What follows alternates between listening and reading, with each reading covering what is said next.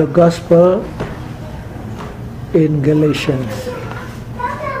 Bahasa Indonesianya apa? Judul umumnya? Belum ada yang bahasa Indonesia. Injil dalam kitab Galatia. Injil dalam kitab Galatia. Dan kalau sudah pelajari, kita dapati bahwa kuartal ini pelajaran sekolah sahabat sifatnya doktrinal. Sebelum kita masuk di doctrinal part, kita akan pelajari historical background-nya. Jadi pelajaran pertama berjudul Paul, Apostle to the Gentiles. Paulus, Rasul kepada orang kafir.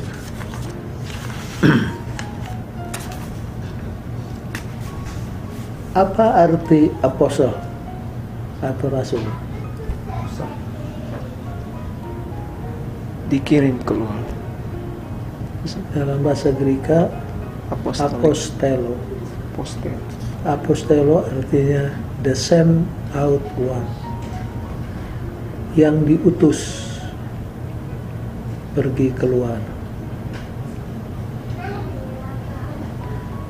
Kalau eklesia, yang dipanggil.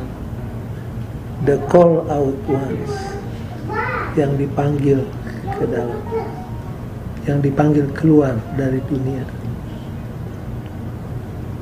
Baik, malam hari ini kita akan pelajari siapa Paul sebenarnya. Next please. Pertama-tama kita akan pelajari peranan buku Galatia di dalam sejarah gereja Kristen. Kalau saudara pelajari sejarah, memang buku Galatia ini seperti Roma, luar biasa pengaruhnya dalam sejarah gereja. Pertama-tama kita baca apa yang Martin Luther katakan tentang buku Galatia. The epistle to the Galatians, kata Martin Luther, adalah my epistle, adalah surat rasuliku. Saya rasanya seperti sudah menikah dengan surat Galatia ini. Bersamaan dengan Roma, Galatia inilah yang men-trigger reformasi di Eropa. Jadi karena ada orang yang mempelajari suratan kepada Galatia, maka terbentuklah Protestantisme. Jadi bayangkan, hanya karena membaca dan mempelajari surat kepada jemaat di Galatia terjadi reformasi. Sampai lahir Protestantisme. Kemudian kalau saudara-saudara pelajari buku inilah atau suratan inilah yang mengubah kehidupan daripada John Wesley. Siapa John Wesley? Reformer dari Inggris. The founder dari gereja Bukan Luther. gereja Metodis. John Wesley inilah yang dipakai Tuhan menjadi juru selamat, menyelamatkan Inggris daripada kancah revolusi. Dialah yang membangunkan kembali hidup kerohanian di Inggris. Hanya karena mempelajari apa? Suratan Galatia. Dan yang paling kena di hati kita sebagai umat Advent adalah gereja Advent juga berhutang budi kepada Buku Galatia. suratan Galatia ini. Kenapa?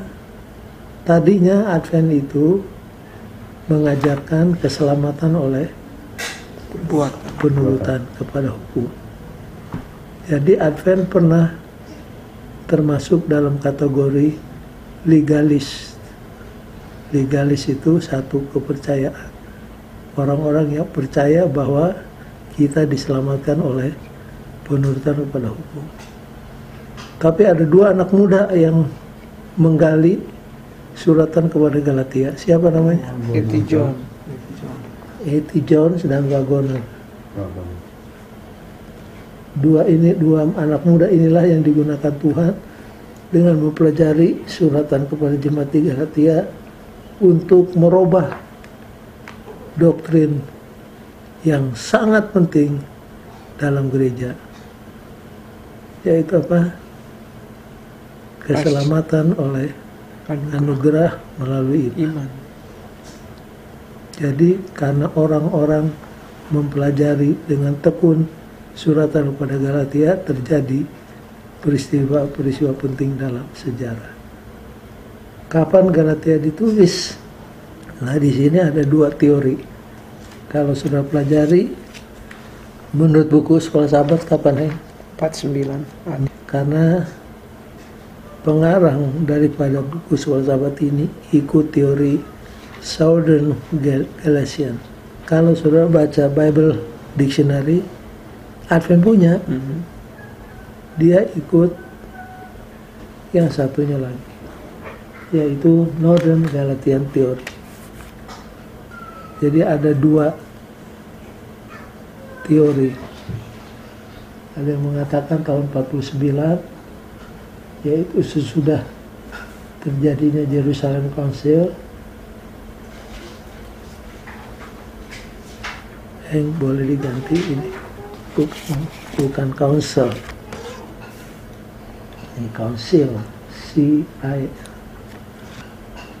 Menurut buku pelajaran Sekolah Sahabat, tahun berapa ditulis?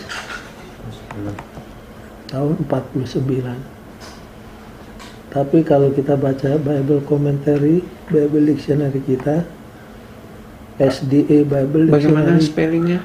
C-O-N-U-N C ya? C-I-L. Jadi lebih baik saudara tulis dua-duanya. Either tahun 49 atau tahun 57, 58. Ya. Jadi kalau buku Sekolah Sahabat ini, dia ikut yang 49. Tapi Bible Commentary, Bible Dictionary kita ikut yang tahun 58-59. Tapi jangan terlalu pusing dengan tahunnya. Yang penting apa? Isinya. Nah, latar belakangnya sedikit, kenapa Galatia ditulis? Karena adanya peperangan yang sengit, fierce battle, antara yang disebut Judaizer dengan the Gentiles. Tadinya gereja Kristen exclusively orang apa? Judas. Orang Jews. Yahudi. Pusatnya di mana? Yerusalem. Di Yerusalem. Tapi akhirnya kan Injil merebak bukan hanya di Yerusalem tapi di mana? Ke Judea, ke Samaria. Menurut rencana Yesus sampai ke mana? Seluruh dunia. Bumi. Jadi ada waktunya, akhirnya mayoritas orang Kristen bukan lagi Yahudi tapi non Yahudi, sehingga pusat kekristenan pindah dari Yerusalem ke Antioquia. Jadi di gereja Kristen sekarang ada dua jenis orang Kristen, yang berasal dari Yahudi, yang berasal dari non-Yahudi. Nah, kedua ini konfliknya mengenai apa? Sunat. Ini dia garis besarnya konfliknya over the nature of salvation. Yang selalu memulai konflik adalah yang mana? Jews. Jewish Christian. mereka bilang, kamu memang sudah terima Kristus, sudah dibaptis, tapi masih ada yang kurang. Sunat. Kamu harus Sunat. disunat, baru bisa masuk surga. Nah, perdebatan jadi begitu sengit, akhirnya dibawa ke mana? Konsili Ke Jerusalem Council. Disinilah putusan dari sidang-sidang dikumpulkan untuk membahas apakah orang Kristen yang berasal dari non-Yahudi harus disunat supaya selamat. Itu isunya. Apa keputusannya? Keputusan Jerusalem Council apa? Orang Kristen yang berasal dari non-Yahudi tidak perlu disunat. Itu keputusannya. Hanya diputuskan bahwa, coba buka Keluaran 15 ayat yang ke-20. Tetapi kita harus menulis surat kepada mereka supaya mereka menjauhkan diri dari makanan yang telah dicemarkan berhala-berhala, dari percabulan, dari daging binatang yang mati, sebab sejak zaman dahulu hukum Musa diberitakan di tiap-tiap kota, dan sampai sekarang hukum itu dibacakan tiap-tiap hari Sabat di rumah ibadat. Jadi orang-orang kafir yang sudah jadi Kristen menurut Jerusalem Council tidak perlu apa? Disunat. Tidak perlu sunat. Cuma mereka diminta supaya jauhkan diri dari Makanan yang sudah dipersembahkan. makanan yang dipersembahkan kepada berhala, sexual immorality, binatang yang mati Tercekik. dicekek, dan dari apa? Darah. Jadi inilah notulen rapatnya.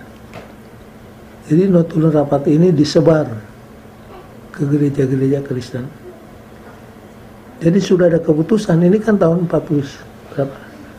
Jerusalem Council tahun berapa? 49. Walaupun notulen sudah dikirim keputusan rapat, tapi yang namanya Judaizer ini mereka tetap apa? Berkeras. Inilah yang akhirnya membuat Paulus tergerak untuk apa? Tulis surat. Tulis surat. Karena adanya pertikaian antara Judaizer dengan Gentiles tentang apa? Tentang the nature of salvation, khususnya mengenai sunat ini. Jadi kalau saudara-saudara mempelajari latar belakang suratan Paulus atau buku-buku yang lain, siapa yang menulis penting, tahun berapa ditulis bagus diketahui, tempat di mana ditulis, tapi yang terpenting mengapa surat itu ditulis, what was the problem. Nah kalau kita tahu mengapa, nanti waktu baca ayat-ayatnya lebih mengerti. Mengapa? Karena terjadi pertikaian antara orang Kristen yang berasal dari Gentiles dengan orang Kristen yang berasal dari Yahudi mengenai surat. Jadi Judaizer ini satu kelompok yang keras kepala. Sudah diputuskan di rapat, mereka masih apa? Tidak mau pakai. Pakai. Dan banyak orang yang apa? Terpengaruh. Oleh karena ulah Judaizer ini banyak terpengaruh. Sampai Paulus katakan, orang Galatia, kenapa kamu begitu apa? Begitu cepat berubah dari yang benar kepada yang tidak benar. Kenapa begitu cepat berubah? Nah, karena dekatnya Paulus dengan orang Galatia, Paulus menulis surat kepada Galatia dengan istilah yang cukup keras.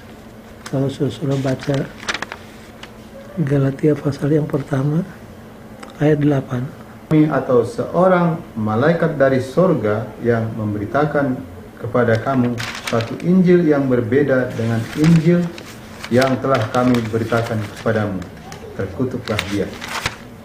Kerasnya bicaranya. Ayat 6.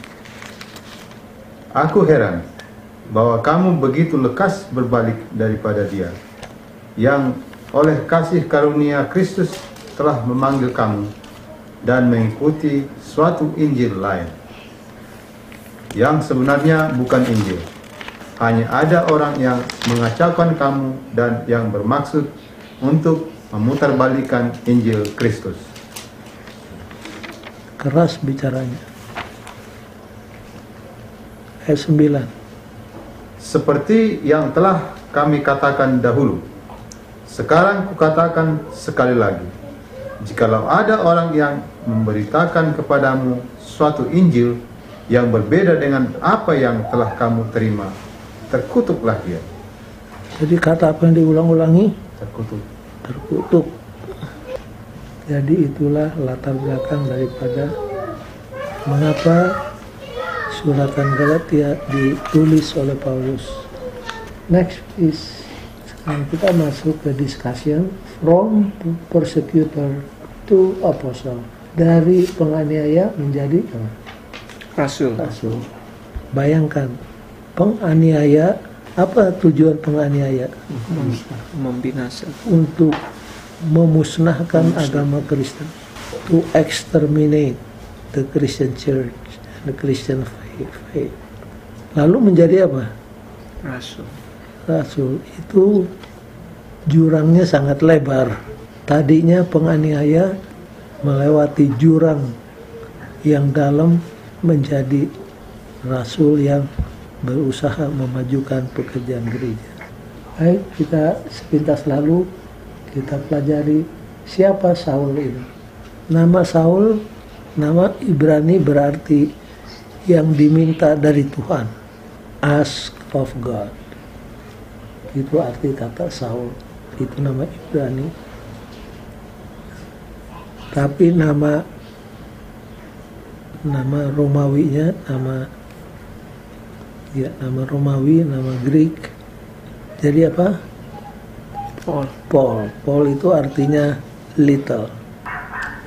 Dia dilahirkan di satu kota yang bernama Tarsus di Asia Kecil, gudang orang-orang filsafat, ahli fikir, orang-orang yang berpendidikan. Tapi by birth, secara lahir, Paulus adalah apa? Warga negara Roma. By profession, pekerjaannya dia adalah apa? Pembuat tenda. Pembuat tenda. Nah, istilah tent maker sampai sekarang dalam pelajaran mission dipakai. Jadi kalau misalkan kita mau ngabar Injil di satu tempat yang dilarang mengabar Injil, biasanya orang-orang Kristen masuk sebagai dokter ahli, sebagai technician. Tapi misinya adalah untuk apa? Kabar Injil. Nah, mereka itu disebut tent makers. Paulus adalah murid daripada guru besar. Siapa namanya? Gamaliel. Jadi kalau orang berguru kepada Gamaliel sudah termasuk orang yang apa? Hebat. Yang hebat pada zaman itu. Dan Paulus adalah murid daripada Gamaliel. Tapi yang perlu dicatat, yang namanya Saul ini di hatinya terpendam apa yang disebut fanatical hatred of Christian. Sangat-sangat membenci orang Kristen. Itu dari kecil ditanamkan untuk membenci orang Kristen. Itu Paul, apa dia rubah namanya setelah dia bertobat atau nama lain? Itu terjadi di Damaskus. Menuju ke Damsik. di mana di Alkitab ayatnya? Karena kalau sudah baca tanpa basa-basi, secara orang Jakarta bilang mendadak sontak, tiba-tiba namanya apa? Jadi Paul. Jadi Paul. Kalau seperti Yakub jadi Israel kan Ada ceritanya. Ada ceritanya. Kalau ini enggak, Makanya. abruptly itu terdapat dalam pasal 13, Kisah 13 ayat 9. Then Saul, who was also called Paul, filled with the Holy Spirit, looked straight at Elymas and said, "You are a child of the devil, and Terus an enemy of everything that is right. You are full of all kind of deceit and trickery. Will you never stop perfecting the right ways of the Lord?" Jadi kemudian Saul yang juga disebut Paul itu aja mendadak berubah. Apakah ada maksudnya mengapa namanya diubah? Nah, kalau sudah pelajari sampai di cerita pasal 13, Saul ini bergaulnya dengan siapa? Dengan orang Ibrani. Sesudah itu dia diutus untuk jadi apostel untuk Orang Gentile. jadi ada untungnya. Yang namanya tadi nama Ibrani diganti dengan nama Roma, Greka, jadi Paulus. Jadi itu salah satu keuntungannya karena sekarang dia bergaul dengan orang-orang non-Yahudi. Nggak dikasih tahu siapa yang ganti namanya. Nah, dibilang cuma itu. Saul itu nama Ibraninya, tapi begitu dia dapat tugas mengabar Injil kepada non-Ibrani, orang kafir, namanya diganti jadi apa? Jadi Paul. Itu saja keterangannya. Next please. Nah, sekarang mengapa sampai orang yang namanya Paulus ini menyimpan dendam yang sangat fanatik terhadap orang-orang Kristen? Ada dua penyebabnya. Satu adalah ide tentang hukum, dan yang kedua ide tentang Mesias. Bagi orang Yahudi seperti Paulus, hukum itu adalah pusat daripada agama mereka. Hukum itulah yang kalau kita turut akan apa? Selamat. Menyelamatkan kita. Agama Yahuda adalah agama yang sangat legalistik. Kalau sudah masuk di sinagog mereka, begitu masuk ke dalam, apa yang menonjol di atas mimbar? Hukum. Kalau kita masuk gereja Kristen kan tanda salib. Tapi kalau masuk ke sinagog, Taurat. begitu masuk, yang kelihatan adalah apa? Gulungan Taurat. Sampai sekarang. Kebetulan waktu saya dulu ngambil kelas comparative religion, assignment-nya adalah pergi ke katedral Katolik, ke gereja Baptis, dan ke sinagog orang Yahudi. Sempat saya masuk di Chicago. Begitu masuk hari Sabat, yang menonjol sekali adalah apa? Karena buat mereka itulah yang paling penting dari agama, Taurat. Lalu datang orang Kristen. Orang Kristen katakan kita diselamatkan bukan oleh Taurat, tapi kita diselamatkan oleh Yesus. Jadi buat mereka ini, wah celaka. Ini adalah kemurtatan, agama yang murtad. Itu satu aja udah cukup. Ditambah lagi yang mana? Yang Mesias ini. Nah, orang Yahudi kan menunggu Mesias. Tapi Mesias sampai mana? Conquer.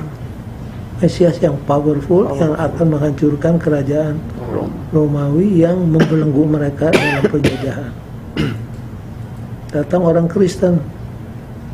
Yang kita tunggu adalah Mesias yang akan menyelamat kita dari penjajahan dosa. Jadi buat orang Yahudi, Mesias itu harus orang yang powerful. Kalau ada Mesias yang digantung di kayu salib, itu Mesias apa mereka bilang? Jadi satu aja udah cukup membuat mereka benci. Lalu ditambah ide yang berbeda tentang Mesias, tambah benci lagi. Makanya Paulus itu habis-habisan mau membinasakan orang Kristen. Karena kedua dokter inilah yang membuat orang Yahudi merasa Kristen itu agama yang murtad dari kebenaran dan harus di-exterminate. Next please. From persecuted to apostle. Sekarang kita masuk di, buat saya inilah yang terpenting dari semua cerita Paulus. Tentang apa? Conversion. Apa conversion? Pertobatan. Pertobatan. Apa yang menyebabkan dia bertobat? Karena dia mengalami apa yang disebut an encounter with Jesus. Encounter apa? Bertemu. Kalau Paulus encounter dengan Yesus di mana? Damaskus. Di jalan menuju ke Damaskus. Atau Damsyik. Kalau perempuan Samaria encounter dengan Yesus di mana? Sumur Yakub. Kotanya apa? Sikar. Kalau Sakius di Zaitun. di pohon ara. Nah, kalau saudara ditanya di mana saudara punya encounter dengan Yesus? Buat saya di Unai. Saya di Unai. Makanya buat saya Unai tidak pernah akan saya lupakan. Karena disitulah saya mengalami encounter dengan siapa? Dengan Yesus. Mungkin saudara lupa, mungkin saudara tidak ingat, tapi somewhere saudara pun mengalami apa? An encounter with Jesus. Kalau Paulus memang encounternya sangat dramatis dibandingkan yang lain. Nikodemus di mana? Somewhere dekat Bukit Zaitun, malam hari. Kalau Saul ini bukan encounternya, karena tiba-tiba datang apa? Cahaya. Seberkas cahaya, lalu dia terjerembab ke tanah, lalu mendengar suara berseru. Apa katanya? Mengapa engkau menganiaya aku? Saul, Saul, mengapa kamu menganiaya aku? Jadi sangat dramatis. Nah, kemudian jangan lupa pertobatan Paulus ini karena apa? Transforming grace. Karena grace. Coba buka 1 Korintus 15 ayat 9. Karena aku adalah yang paling hina dari semua rasul, bahkan tidak layak disebut rasul. Tidak layak disebut apa? Rasul. Sebab aku telah menganiaya jemaat Allah. Tetapi karena kasih karunia Allah, aku adalah sebagaimana aku ada sekarang. Dan kasih karunia yang dianugerahkannya kepadaku tidak sia-sia. Sebaliknya, aku telah bekerja lebih keras daripada mereka semua. Tetapi bukannya aku, melainkan kasih karunia Allah yang menyertai aku.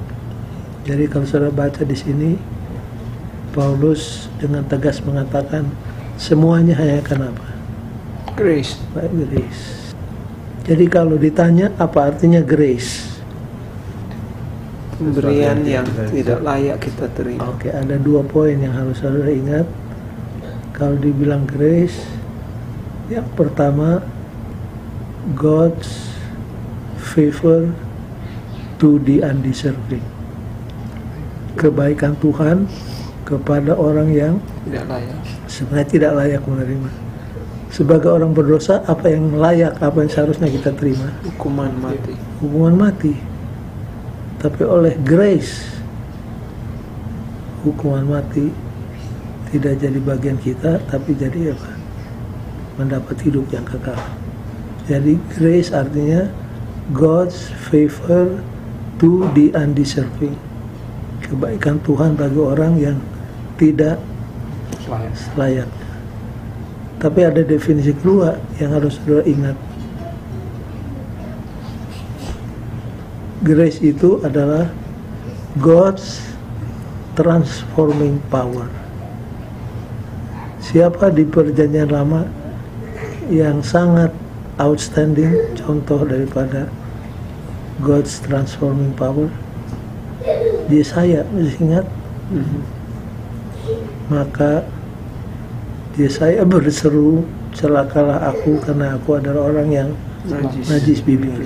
Saat itu malaikat mengambil dengan penjepit bara api dari mezbah, lalu disentuhkan di bibirnya. Malaikat bilang, mulai sekarang dosamu diampuni. Nah, itu bara api yang dijepit itu lambang apa? Transforming grace. Dan itulah yang sangat dibutuhkan oleh umat Tuhan sekarang ini, God's transforming grace. Jadi pertobatan Paulus ini sangat dramatis, sangat outstanding, karena tadinya dia penganiaya berubah menjadi apa? Bukan jadi anggota biasa, tapi jadi rasul yang dikhususkan untuk ngabar Injil kepada siapa? Kepada Gentiles. Dan akhirnya dari 27 buku dan surat perjanjian baru, berapa yang keluar dari penanya Paulus? 14. Bayangkan, 14 dari 27. Itu sudah sesuatu yang luar biasa. Next please.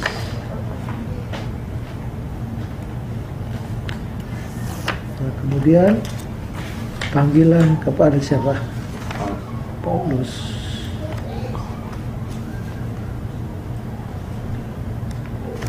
Waktu berangkat dari Yerusalem menuju ke Damsyik, di tangannya ada apa? Perintah. Misi maut. Mission of death. Dari siapa dia dapat authority dan commission itu? Dari imam-imam besar, imam kepala. Jadi imam kepala memberikan kuasa untuk membunuh orang-orang Kristen. Mandat. Jadi Paulus itu adalah messenger of death, utusan pembawa maut.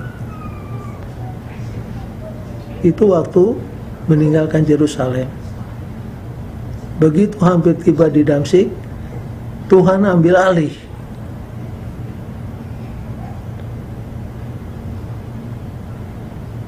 Dan sudah baca terus ceritanya di buku Kisah Para Rasul, bagaimana akhirnya Paulus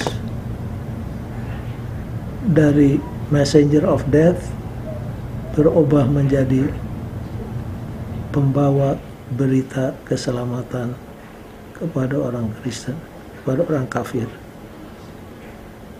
Masih ingat apa reaksi daripada orang-orang Kristen waktu itu? Percaya atau tidak percaya? Tidak percaya. Masa dia kan yang membunuh, berusaha menghancurkan agama Kristen. Tidak percaya. Ya tidak heran orang tidak percaya, karena memang Paulus sangat apa? Sangat menakutkan. Badannya kecil, tapi sangat ditakuti oleh orang Kristen.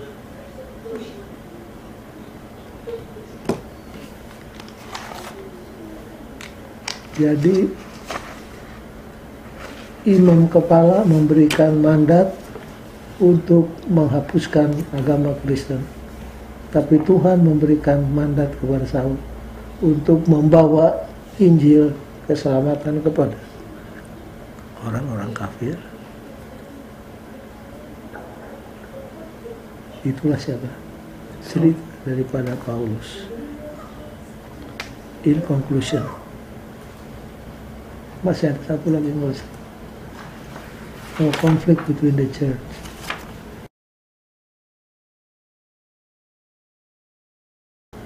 Akhirnya Injil merebak seperti yang Yesus katakan sampai kemana? Ke ujung bumi. Dan kalau sudah pelajari, masih ingat kisah 1 ayat 8. Maka kamu akan menjadi saksi bagiku pertama di mana? Yerusalem. Sudah itu Yudea dan Samaria. Sudah itu sebelumnya. Nah, kalau sudah perhatikan, Dr. Lukas yang menulis buku Kisah Para Rasul mengikuti outline kisah 1 ayat 8. Kisah 1 sampai pasal 7 itu Injil diberitakan di mana? Di Yerusalem. Pasal 8 sampai pasal yang ke-11 Judea. pasal 12 itu Judea. Nanti pasal 13 sampai terakhir itu sampai ke mana? Ke ujung bumi. Bahkan kalau sudah baca buku Roma, tujuan terakhir Paulus sampai di mana? Spanyol. Spanyol. Waktu dia nulis surat kepada orang di Roma, pasal 15 ayat 24, saya akan mampir menemui kamu on my way kemana? Spain. Kenapa sampai ke Spain? Karena waktu itu Spain dianggap seperti di ujung dunia. Jadi Paulus punya visi luar biasa. Dia mau ikut apa yang Yesus katakan, Injil akan dikabarkan sampai kemana. Nah, sampai enggak dia ke Spain? Ada beberapa teori. Ada yang katakan sampai, ada yang katakan dia enggak sampai di sana. Nanti kalau sudah masuk ke surga, tanya sama Paulus, apakah jadi nggak ke mana? Spain. Ke Spain. Itu kita reserve pertanyaan itu nanti. Tapi sampai atau tidak sampai, niatnya memang hebat. On my way to Spain, I will visit with you in Rome. Luar biasa itu orang. Jadi Injil merebak sampai kepada orang-orang kafir. Nah, kemudian terjadi konflik antara Jewish Christian dan Gentile Christian tentang circumcision. Yang disettle di mana? Council Di Yerusalem. Tapi walaupun notulen sudah diedarkan bahwa orang kafir yang sudah jadi Kristen tidak perlu disunat, masih aja mereka apa? Ngotot terus. Dan orang di Galatia terpengaruh. Sampai Paulus katakan, hai orang Galatia yang bodoh, kenapa kamu cepat terpengaruh? Saya sudah ajarkan keselamatan itu hanya dalam Yesus. Kok kamu ajarkan Injil yang lain? Biar dia manusia, biar dia malaikat, kalau dia mengajar Injil yang berbeda dari apa yang kuajarkan, biarlah dia apa? Terkutuk. Dan kata terkutuk diulang-ulangi dalam buku Galatia. Itulah sekilas ringkas historical background. Sekarang in conclusion. Nah, di sini ada satu kronologi yang harus saudara ketahui. Ini kronologi Galatia 1 dan 2 ayat 14.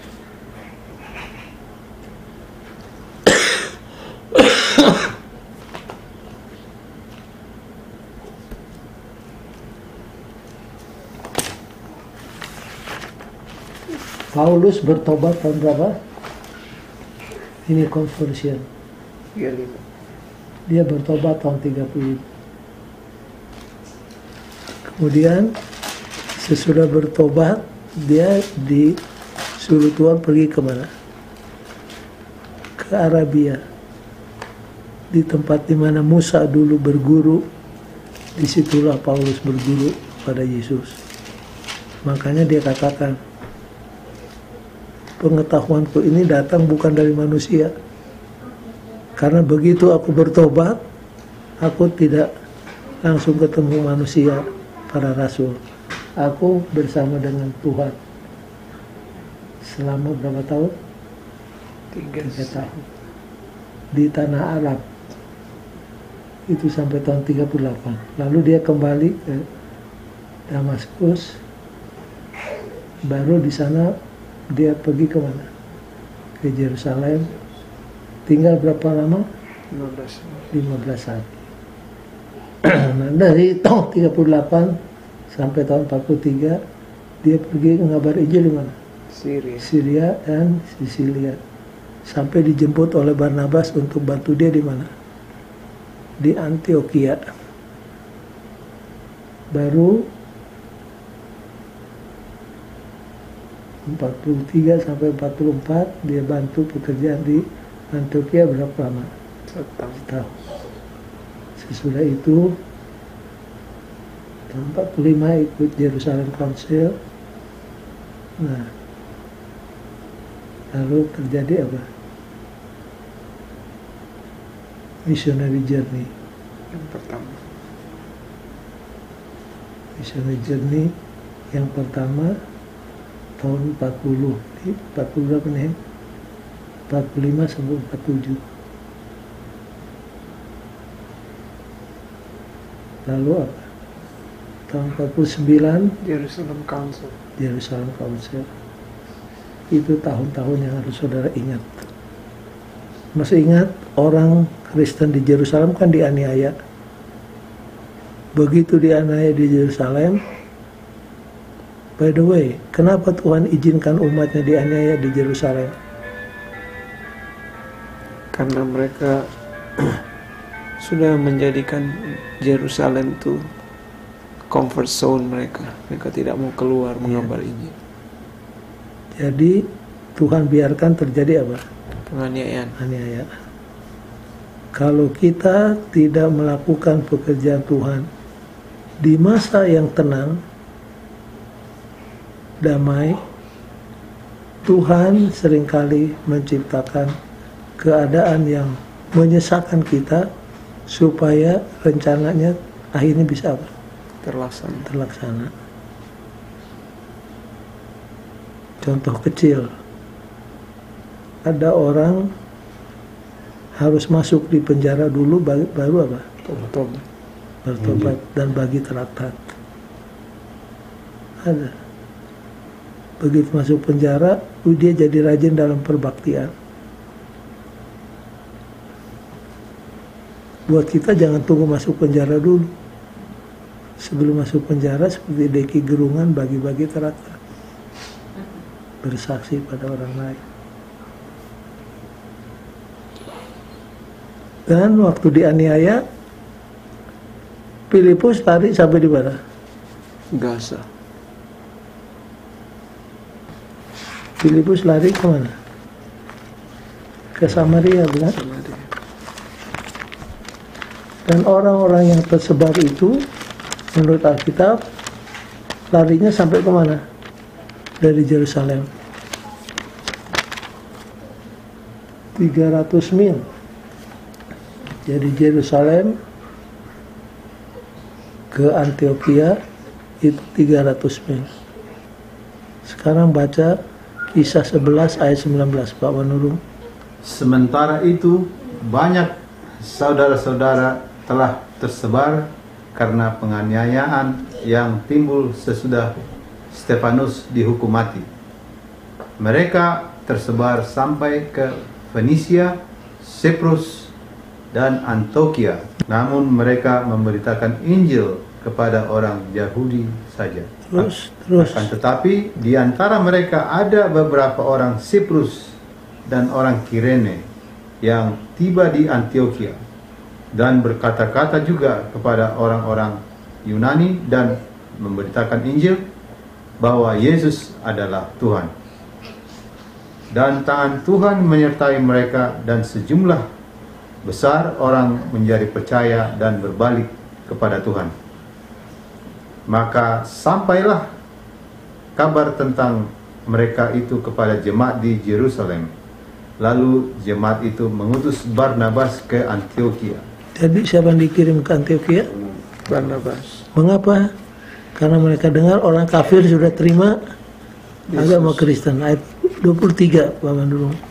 Setelah Barnabas datang dan melihat kasih karunia Allah, bersukacitalah ia. Ia menasihati mereka supaya mereka semua tetap setia kepada Tuhan. Karena Barnabas adalah orang baik, penuh dengan Roh Kudus dan iman, sejumlah orang dibawa kepada Tuhan. Lalu pergilah Barnabas ke Tarsus untuk mencari Saulus. Dan setelah bertemu dengan dia, ia membawanya ke Antiokhia. Nah, ini dia. Mereka tinggal bersama-sama dengan jemaat itu 1 tahun lamanya, Ini dia. sambil mengajar banyak orang. Oke, Kisah 11 ayat 26. Jadi begitu ceritanya. Jadi kita lihat bagaimana Saul digunakan oleh Tuhan setelah bertobat menjadi pengabar Injil kepada orang-orang kafir. Yang kedua, pelajaran hari ini mengingatkan kepada kita bahwa Injil itu sifatnya apa?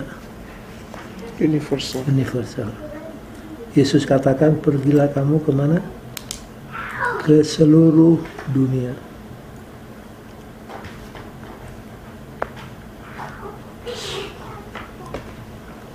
Jadi gereja Advent mengikuti nasihat daripada Yesus.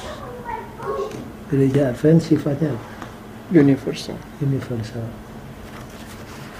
Tidak terikat kepada satu suku, tidak terikat kepada satu bangsa, tetapi kita dikirim untuk mengabar Injil ke seluruh dunia. Dan praise the Lord, kalau sudah pelajari statistik laporan GC yang terakhir, kita sudah memasuki lebih daripada 200 negara. Yang ketiga, dan ini sangat penting, the transforming grace of God. Terus kita baca 2 Korintus 5 ayat 17. Jadi, siapa yang ada di dalam Kristus, ia adalah ciptaan baru. Yang lama sudah berlalu, sesungguhnya yang baru sudah datang. Barang siapa yang hidup dalam Kristus, dia menjadi apa? Ciptaan baru. Ciptaan baru. Brand new. Yang lama berlalu, muncullah yang baru. Dan Paulus berani berkata demikian oleh karena dia sudah alami. Transform. Tadinya penganiaya berubah menjadi rasul yang salah satu rasul yang terbesar di Perjanjian Baru. Baik, kalau tidak ada pertanyaan, pelajaran kita sudah berakhir. Sampai ketemu Jumat malam yang akan datang.